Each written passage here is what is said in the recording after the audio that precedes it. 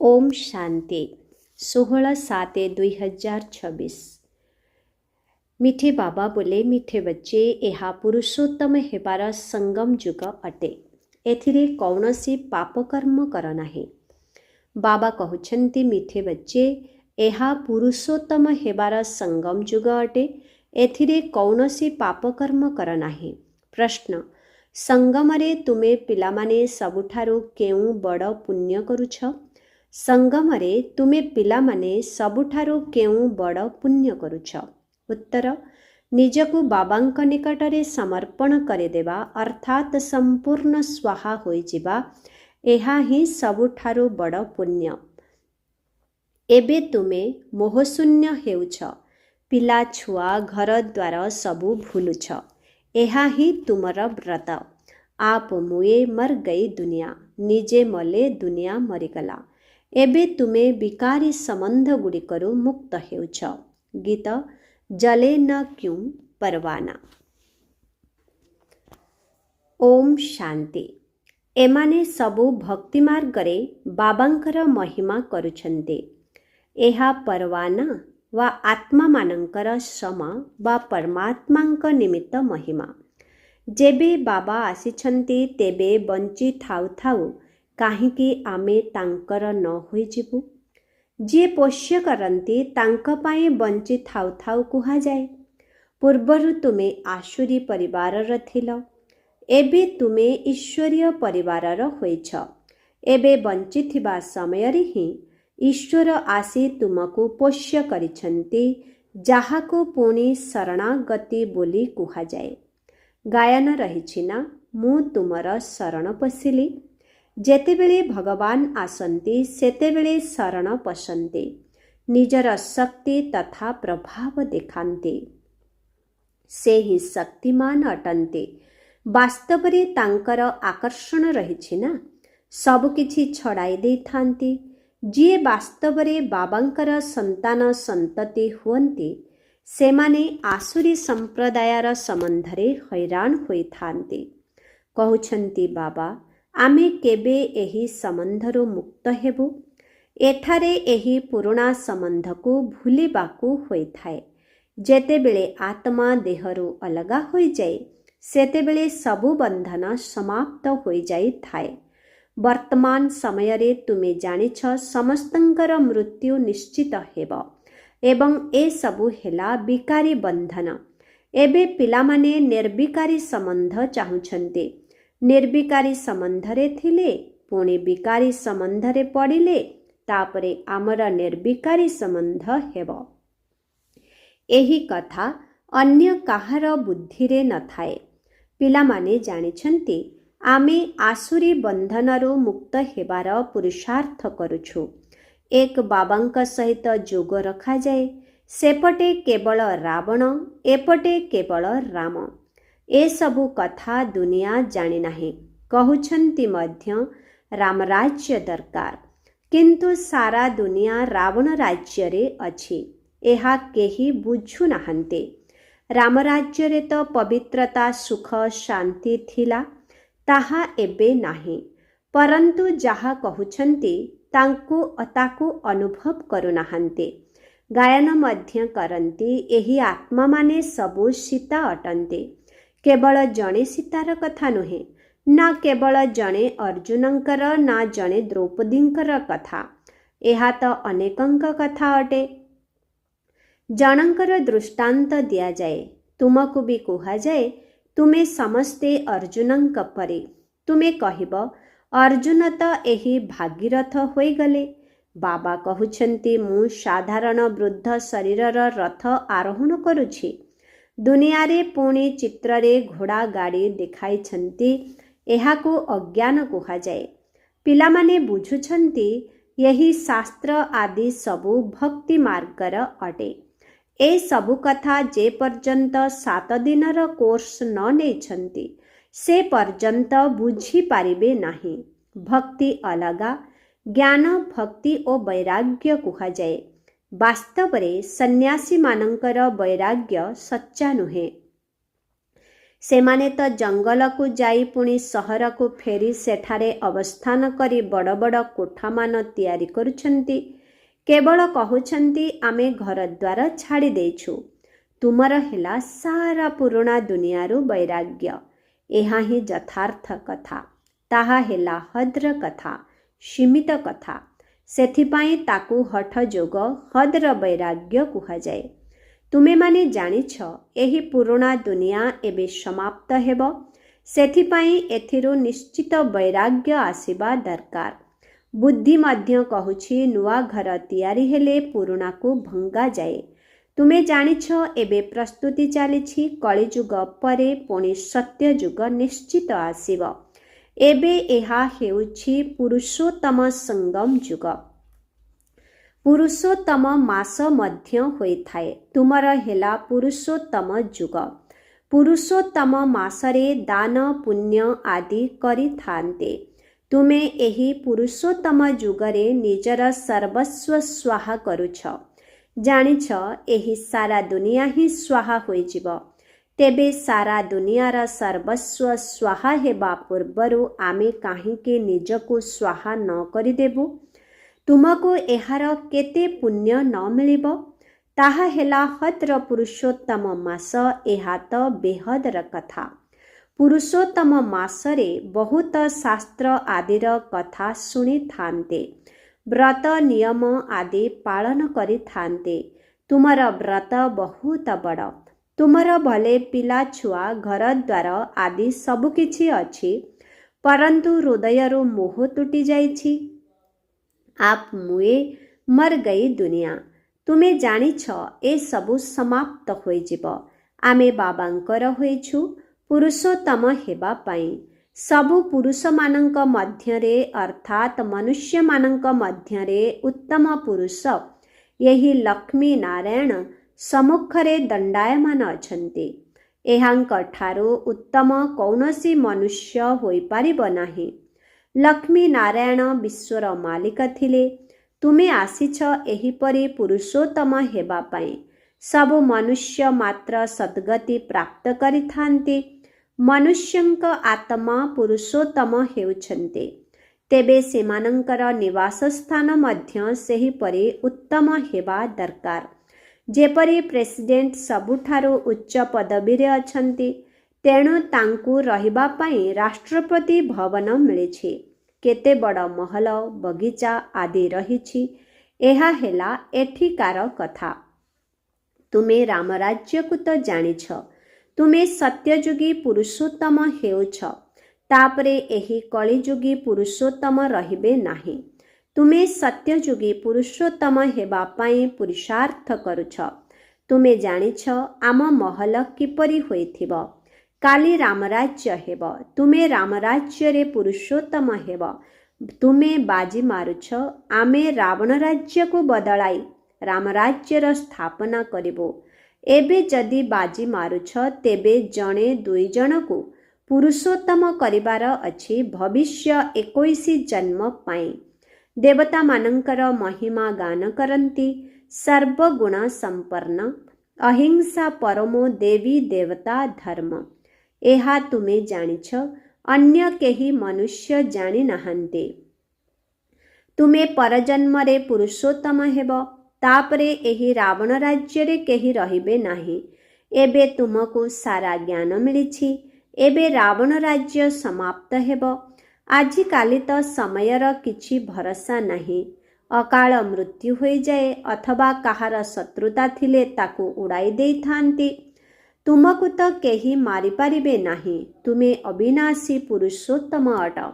एहा हेला विनाशी ताहा भी रावण राज्य रे। एमानंकु तुम दैवी राज्य विषय रे किछि जଣା ही नाही। तुमे जानिछ आमे श्रीमत अनुसारे निजर देवी स्वराज्य स्थापन करुछु। जिए भल कर्तव्य करि जाइछन्ति तांकर पूजा हेउछि। एहा तुमे जानिछ। देख जगदम्बांकर केते पूजा हेउछि। एबे इए हेउछन्ति ज्ञान ज्ञानेश्वरी। तुमे जगत अम्बांक संतान हेउछ ज्ञान ज्ञानेश्वरी ओ राज राजेश्वरी। दुहिंक मध्यरे उत्तम किए? ज्ञान ज्ञानेश्वरी पाखकु जाई अनेक प्रकारर मनोकामना शुणाई थांते, अनेक जिनिस मागी थांते। जगदम्बांक मंदिर और लक्ष्मी नारायणंक मंदिर मध्यरे बहुत फरक रही। जगदम्बांक मंदिर बहुत छोट होइथाए।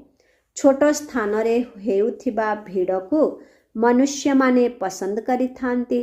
श्रीनाथंक मंदिर रे बहुत भीड़ हुए। कपड़ा रे बाड़े बाड़े भीड़ को कम करा जाए, अर्थात स्थान खाली करने को कहा जाए। कलिकता रे काली मंदिर केते छोट, भितरे बहुत तेल और पानी बा तैलाक्त रही थाए। भीतर को बहुत सावधान होई जीवाकू पड़े, बहुत भीड़ होई थाए। लक्ष्मी नारायणंकर मंदिर तो बहुत बड़ होई थाए। जगदम्बांक मंदिर बहुत छोट काहींकी? गरीब अटंती ना, तेणु मंदिर मध्य गरीब भली होई थाए।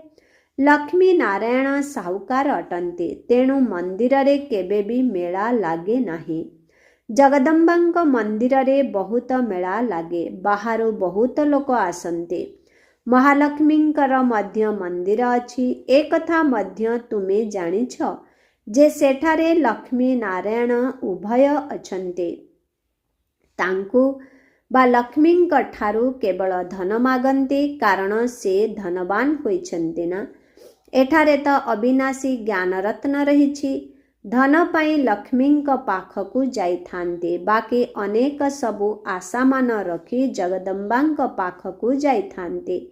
तुमे जगत अम्बांकर संतान अट। 21 जन्म पाई तुमे समस्तंकर मनोकामना पूरा करुछ। गोटिए महामंत्र द्वारा 21 जन्म पाई सबु मनोकामना पूरा हेउछि। अन्य सबु मंत्र आदि निरर्थक। बाबा बुझाउछन्ति, तुमे पतित हेबा कारणरू एही मंत्र मु तुमकु देउछि। जदि मामेकम याद करिब तेबे पावन हेब। एहा बाबांक व्यतीत आउ केही आत्मा मानंकु कहि पारिबे नाही। एथिरु सिद्ध हेउछि एही सहज राजयोग बाबा ही सिखाउछन्ति। सिए ही मंत्र मध्य देउछन्ति। 5000 वर्ष पूर्वरु मध्य मंत्र देइथिले। एहा मने पडुछि। एबे तुमे सम्मुखरे बसिछ। ख्रीष्ट आसिकरी जाइछन्ति, तेणु तांकर बाइबेल आदि पढुछन्ति। से कौन करी जाइछन्ति? धर्म स्थापना करी जाइछन्ति। तुमे जानिछ शिव बाबा कौन करी जाइछन्ति?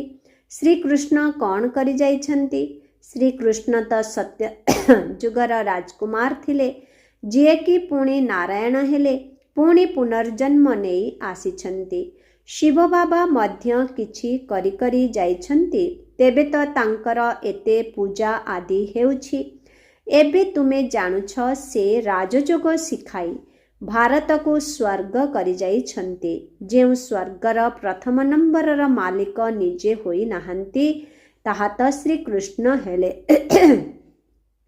तुमे बुझी जाइछ। निश्चित कृष्णंकर आत्मा को पढ़ाइले। तुमे श्री कृष्णंकर वंशावली बसिछ। राजा रानी को माता पिता अन्नदाता बोली कुहा जाए। राजस्थान रे मध्य राजा को अन्नदाता बोली कुहा जाए। राजा मानंकर केते मान्यता रहिछि। पूर्वरु समस्ते अभियोग नेई राजांक पाखकु आसुथिले। दरबार बसुथिला। केही भूल करिथिले बहुत पश्चाताप करुथिले। आजिकाली तो जेल वार्ड्स बा रीतिमत जेल रे रहउथिबा कयदी बहुत अछन्ति। बारंबार जेल को जाउछन्ति। एबे तुम संतान मानंकु गर्भ जेल को जीवार नाही। तुमको गर्भ महल रे आसीबार अछि। सेथिपाई बाबांकु याद कर, तेबे विकर्म विनाश हेब। आउ केबे गर्भ जेल को जीव नाही। सेठारे बा सत्य जुगरे पाप हुए नाही। समस्ते गर्भ महल रे रुहंती। केवल कम पुरुषार्थ कारणरू कम पद प्राप्त करि थांते। उच्च पदाधिकारी मानंकु बहुत सुख प्राप्त मध्य होई थाए। एठारे तो केवल 5 वर्ष पाई गवर्नर प्रेसिडेंट निर्धारित करा जाए। तुमे बुझाई पारिबो भारत ही दैवी राजस्थान होइछि। एबे तो ना राजस्थान अछि ना राजा रानी अछन्ति। पूर्वरु केही सरकारंकु टंका देले महाराजा महारानीर टाइटेल मिली जाउथिला। ଏଠାରେ ତୁମେ ପାଠ ପଢୁଛ। ପାଠପଢ଼ା ଦ୍ୱାରା କେହି ରାଜା ରାଣୀ ହୁଅନ୍ତି ନାହିଁ। ତୁମର ଲକ୍ଷ୍ୟ ଉଦ୍ଦେଶ୍ୟ ରହିଛି। ଏହି ପାଠପଢ଼ା ଦ୍ୱାରା ତୁମେ ବିଶ୍ୱର ମହାରାଜା ମହାରାଣୀ ହେଉଛ। ରାଜା ରାଣୀ ମଧ୍ୟ ନୁହନ୍ତି। ରାଜା ରାଣୀର ଟାଇଟଲ ତ୍ରେତାରୁ ଆରମ୍ଭ ହୋଇଥାଏ। ତୁମେ ଏବେ ଜ୍ଞାନ ଜ୍ଞାନେଶ୍ୱରୀ ହେଉଛ, ପୁଣି ରାଜରାଜେଶ୍ୱରୀ ହେବ। କିଏ କରିବେ? ଈଶ୍ୱର। କିପରି? ରାଜଯୋଗ ଓ ଜ୍ଞାନ ଦ୍ୱାରା। ରାଜତ୍ୱ ପାଇବା ପାଇଁ ବାବାଙ୍କୁ ୟାଦ କରିବାକୁ ହେବ। ବାବା ତୁମକୁ ସ୍ୱର୍ଗର ମାଲିକ କରୁଛନ୍ତି। ଏହା ତ ବହୁତ ସହଜ ଅଟେ ନା? ସ୍ୱର୍ଗର ସ୍ଥାପନା ଈଶ୍ୱର ପିତା ହିଁ କରୁଛନ୍ତି। ସ୍ୱର୍ଗରେ ତ ସ୍ୱର୍ଗର ସ୍ଥାପନା କରିବେ ନାହିଁ। ସେମାନଙ୍କୁ ନିଶ୍ଚିତ ସଙ୍ଗମରେ ପଦ ପ୍ରାପ୍ତ ହେଉଛି। ସେଥିପାଇଁ ଏହାକୁ ସୁହାବନା କଲ୍ୟାଣକାରୀ ସଙ୍ଗମ ଯୁଗ କୁହାଯାଉଛି। ବାବା ପିଲାମାନଙ୍କର କେତେ କଲ୍ୟାଣ କରୁଛନ୍ତି। ସ୍ୱର୍ଗର ମାଲିକ କରିଦେଉଛନ୍ତି। କହୁଛନ୍ତି ପରମ ପିତା ପରମାତ୍ମା ନୂଆ ଦୁନିଆ ରଚନା କରୁଛନ୍ତି। ପରନ୍ତୁ ସେଠାରେ କିଏ ରାଜ୍ୟ କରୁଛନ୍ତି ଏହା କାହାକୁ ଜଣା ନାହିଁ। ତୁମେ ବୁଝୁଛ ରାମରାଜ୍ୟ କାହାକୁ କୁହାଯାଏ? ସେମାନେ ତ ରାମରାଜ୍ୟକୁ 1,00,000 ବର୍ଷ ଦେଇଛନ୍ତି। କଳିଯୁଗକୁ 40,000 ବର୍ଷ ଦେଇଛନ୍ତି। ବାବା କହୁଛନ୍ତି ମୁଁ ସଙ୍ଗମରେ ହିଁ ଆସୁଛି। ମୁଁ ଆସି ବ୍ରହ୍ମା ଦ୍ୱାରା ବିଷ୍ଣୁପୁରୀର ସ୍ଥାପନା କରୁଛି। ଏହା ହିଁ ସତ୍ୟନାରାୟଣଙ୍କ କଥା। ସତ୍ୟ ଯୁଗରେ ତୁମେ ଲକ୍ଷ୍ମୀ ନାରାୟଣ ସର୍ବଗୁଣ ସମ୍ପନ୍ନ ହେଉଛ। ତାପରେ କଳା କମ୍ ହୋଇଯାଉଛି। ନୂଆ ବୃକ୍ଷ ସେତେବେଳେ କୁହାଯାଏ ଯେତେବେଳେ ସ୍ଥାପନା ହୋଇଥାଏ। ନୂଆ ଘର ତିଆରି ହେଲେ ତାକୁ ନୂଆ କୁହାଯିବ। ତୁମେ ସତ୍ୟଯୁଗରେ ଆସିଲେ ନୂଆ ରାଜଧାନୀ ହେବ। ପୁଣି କଳା କମ୍ ହୋଇଯାଇଥାଏ। ଏଠାରେ ସ୍ଥାପନା ହେଉଛି। ଏହି ଆଶ୍ଚର୍ଯ୍ୟର କଥା କାହାରି ବି ବୁଦ୍ଧିରେ ନାହିଁ। ବାବା ବୁଝାଉଛନ୍ତି ସବୁ ଆତ୍ମାମାନଙ୍କ ପାଇଁ ଏହା ପୁରୁଷୋତ୍ତମ ହେବାର ଯୁଗ। ଜୀବନ ମୁକ୍ତକୁ ପୁରୁଷୋତ୍ତମ କୁହାଯାଏ। ଜୀବନ ବନ୍ଧନକୁ ପୁରୁଷୋତ୍ତମ କୁହାଯିବ ନାହିଁ। ବର୍ତ୍ତମାନ ସମୟରେ ସମସ୍ତେ ଜୀବନ ବନ୍ଧନରେ ଅଛନ୍ତି। ବାବା ଆସି ସମସ୍ତଙ୍କୁ ଜୀବନ ମୁକ୍ତ କରୁଛନ୍ତି। ତୁମେ ଅଧା କଳ୍ପ ଜୀବନ ମୁକ୍ତ ହେବ, ପୁଣି ଜୀବନ ବନ୍ଧନରେ ରହିବ। ଏହା ତୁମେ ବୁଝୁଛ। ତୁମର ବ୍ରତ ନିୟମ କ'ଣ? ବାବା ଆସି ବ୍ରତ ରଖାଇଛନ୍ତି। ଖାଦ୍ୟ ପାନୀୟ କଥା ନୁହେଁ। ସବୁକିଛି କରି ପ୍ରଥମରେ ବାବାଙ୍କୁ ୟାଦ କର ଏବଂ ପବିତ୍ର ହୁଅ। ପୁରୁଷୋତ୍ତମ ମାସରେ ଅଧିକାଂଶ ପବିତ୍ର ରହୁଥିବେ। ବାସ୍ତବରେ ଏହି ପୁରୁଷୋତ୍ତମ ଯୁଗର ମହତ୍ୱ ରହିଛି। ତେଣୁ ତୁମକୁ କେତେ ଖୁସି କେତେ ନିଶା ରହିବା ଦରକାର। ବର୍ତ୍ତମାନ ତୁମ ଦ୍ୱାରା କୌଣସି ପାପ କର୍ମ ହେବା ଅନୁଚିତ, କାହିଁକିନା ତୁମେ ପୁରୁଷୋତ୍ତମ ହେଉଛ। ଆଚ୍ଛା, ମିଠେ ମିଠେ ଶିଖିଲା ଦେ ସନ୍ତାନମାନଙ୍କ ପ୍ରତି ମାତ ପିତା ବାପ ଦାଦାଙ୍କର ମଧୁର ସ୍ନେହ ସମ୍ପନ୍ନ ଶୁଭେଚ୍ଛା ଏବଂ ସୁପ୍ରଭାତ। ଆତ୍ମିକ ପିତାଙ୍କର ଆତ୍ମିକ ସନ୍ତାନମାନଙ୍କୁ ନମସ୍ତେ। ଆତ୍ମିକ ସନ୍ତାନମାନଙ୍କର ଆତ୍ମିକ ପିତାଙ୍କୁ ଓମ୍ ଶାନ୍ତି। Good morning. ନମସ୍ତେ ନମସ୍ତେ ନମସ୍ତେ ନମସ୍ତେ ନମସ୍ତେ। ଓମ୍ ଶାନ୍ତି। ଶୁକ୍ରିୟା ବାବା, ଶୁକ୍ରିୟା। ଧାରଣା ପାଇଁ ମୁଖ୍ୟ ସାର 1 ନମ୍ବର। ଏହି ପୁରୁଷୋତ୍ତମ ଯୁଗରେ ଜୀବନମୁକ୍ତ ହେବା ପାଇଁ ପୁଣ୍ୟ କର୍ମ କରିବା ଉଚିତ। ପବିତ୍ର ହୋଇ ନିଶ୍ଚିତ ରହିବାର ଅଛି। ଘରଦ୍ୱାର ଆଦି ସବୁ ଥାଇ ହୃଦୟରୁ ମମତ୍ୱ ତୁଟାଇ ଦିଅ। 2 ନମ୍ବର। ଶ୍ରୀମତ ଅନୁସାରେ ନିଜର ତନ ମନ ଧନ ଦ୍ୱାରା ଦୈବୀ ରାଜ୍ୟ ସ୍ଥାପନ କରିବାକୁ ହେବ। ପୁରୁଷୋତ୍ତମ କରିବାର ସେବା କରିବାକୁ ହେବ। ବରଦାନ। ସହଯୋଗ ଦ୍ୱାରା ନିଜକୁ ସହଜ ଯୋଗୀ କରୁଥିବା ନିରନ୍ତର ଯୋଗୀ ଭବ। ସଙ୍ଗମ ଯୁଗରେ ବାବାଙ୍କର ସହଯୋଗୀ ହୋଇଯିବା, ଏହା ହିଁ ହେଉଛି ସହଜ ଯୋଗୀ ହେବାର ବିଧି। ଯେଉଁମାନଙ୍କର ପ୍ରତ୍ୟେକ ସଂକଳ୍ପ, ପ୍ରତ୍ୟେକ ଶବ୍ଦ ଏବଂ କର୍ମ ବାବାଙ୍କର ବା ନିଜର ରାଜ୍ୟର ସ୍ଥାପନାର କର୍ତ୍ତବ୍ୟରେ ସହଯୋଗୀ ହେବାର ଅଟେ, ସେମାନଙ୍କୁ ହିଁ ଜ୍ଞାନୀ ଯୋଗିତୁ ଆତ୍ମା ନିରନ୍ତର ସେବାଧାରୀ କୁହାଯାଏ। ତେଣୁ ମନ ଦ୍ୱାରା ନୁହେଁ ତ ଶରୀର ଦ୍ୱାରା, ଶରୀର ଦ୍ୱାରା ନୁହେଁ ତ ଧନ ଦ୍ୱାରା, ଧନ ଦ୍ୱାରା ନୁହେଁ ତ ଯେଉଁଥିରେ ସହଯୋଗୀ ହୋଇପାରୁଛ ସେଥିରେ ସହଯୋଗୀ ହୁଅ। ତେବେ ଏହା ମଧ୍ୟ ଯୋଗ ଅଟେ। जदि बाबांकर ही अट तेबे बाबा एवं तुम व्यतीत तृतीय केही स्मृति रे न आसंतु। एहाद्वारा निरंतर जोगी होइजिब। स्लोगन संगम जुगरे सहन करिबा अर्थात मरिबा ही स्वर्गर राज्य नेबा। संगम जुगरे सहन करिबा अर्थात मरिबा ही स्वर्गर राज्य नेबा। ओम शांति। अव्यक्त इशारा ज्वाला स्वरूप स्थिति रे रही शक्तिशाली जोगर अनुभव कर। वर्तमान समय अनुसारे मनर बा संबंध संपर्कर जहाँ सबु हिसाब किताब बाकी रही सेगुड़ी को ज्वाला स्वरूपर जोगरे भस्म कर। समस्तंक भितरे लगन रही। एथिरे बापदादा मध्य समस्तंकु पास बोली कहउछन्ति, किंतु एबे निजर लगन को अग्नि रूप को आण। विश्वर चारिआडे जेउ सबु भ्रष्टाचार अत्याचारर अग्नि जळुछि सेगुड़िक तुममानंकर जोग अग्नि द्वारा ज्वाला स्वरूपर जोग द्वारा समाप्त होइजिब। ओम शांति।